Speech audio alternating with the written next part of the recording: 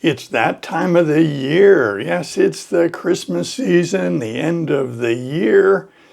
Today I have a collection of Christmas stories related to mishaps with Christmas trees and misunderstandings about Christmas traditions. I am Joseph. This is Input English. Let's get started.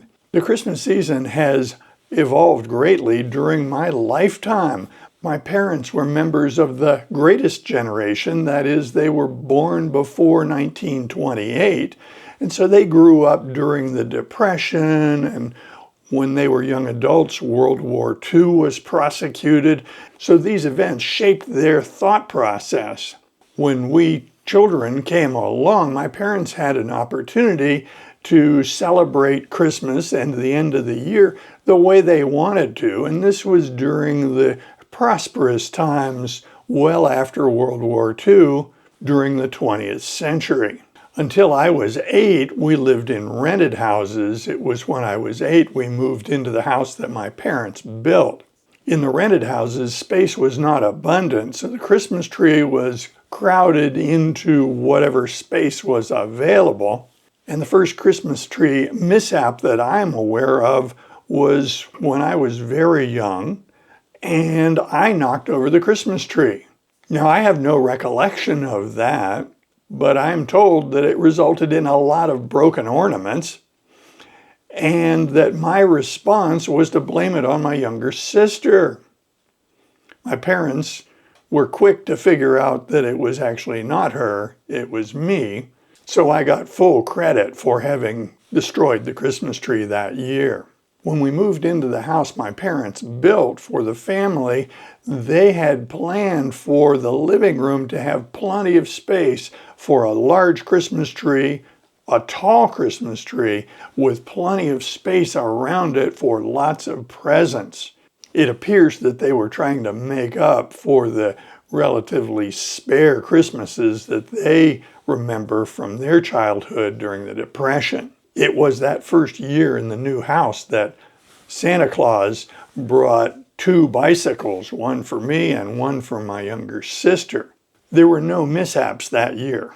In subsequent years in that house, my parents, on behalf of Santa Claus, decorated the tree at night after the kids had gone to bed. One year, my mom got the idea that encasing the tree in angel hair would make it look like it was snow-covered, and she thought that would be a good look. For my mom, it was all about presentation. It was about the appearance of the tree. It needed to look good, and that angel hair looked like just the solution.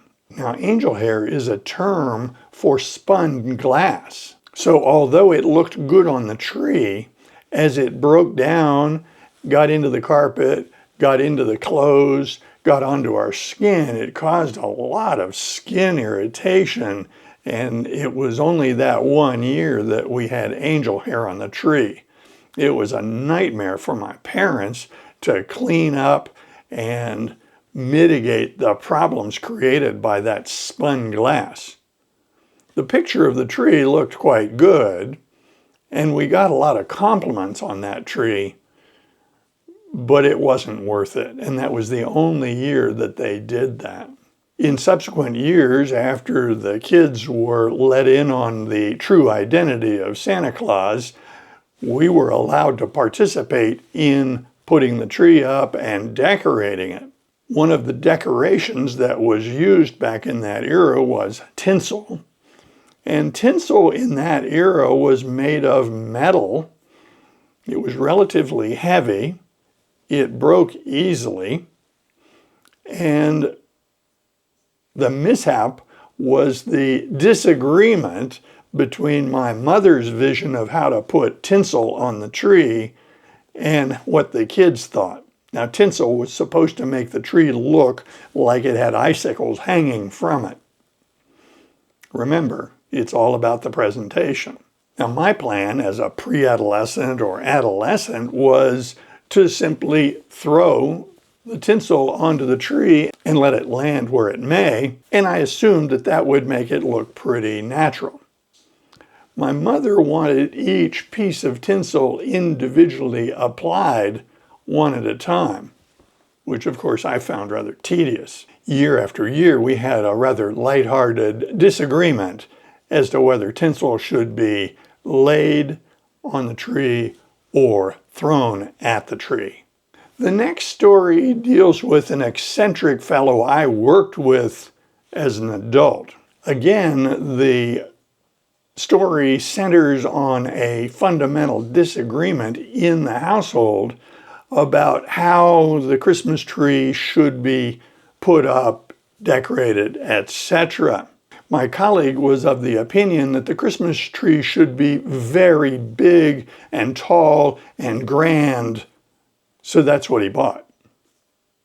His wife was of the opinion that it makes no sense to have a crazy tall tree, and one that's about her height would be perfectly sufficient. At the time, they had no children in the household. It was just the two of them.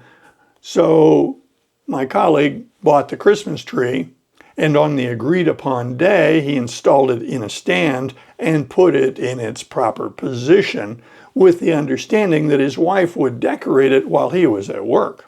When he got home from work, she had indeed decorated the tree, but she only decorated it up to her height.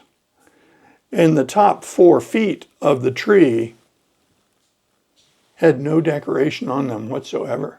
She installed the star, usually reserved for the top of the tree. She installed that star in one of the branches at her own head height. The last story I have for you about Christmas tree mishaps and misadventures came from another colleague with whom I worked a number of years ago. He and his wife had built a home for themselves, and he had decided that he wanted a rustic living room floor. So of all things, he bought an old railroad car and salvaged the oak timbers from the sides of the railroad car. He transported these timbers, these salvaged oak timbers, to a sawmill and had flooring made out of it. But this flooring was very thick. This was not thin flooring. It was very thick. And then he had a contractor install it in his living room, and it was beautiful, but very rustic. It had distress created by its use as a rail car, and it even had some rust spots and nail holes left over from that era when it was part of a rail car. The first year in their new house, my colleague set up the Christmas tree, but it was tall, and he was concerned that it could get knocked over. There are lots of stories of people knocking over Christmas trees, not just mine. So being a smart guy and knowing that his floor had been salvaged from rail cars and was already quite rustic, he simply got some nails and nailed the Christmas tree stand to the floor so it couldn't get knocked over. That seemed to him very logical. His long-suffering wife didn't quite see it that way because it precluded moving the tree around to perhaps a better location in that living room. As I recall, she was the greatest example of a long-suffering wife. That is, she was good-natured. She put up with lots of things without complaining. So she was long-suffering, but not complaining. No.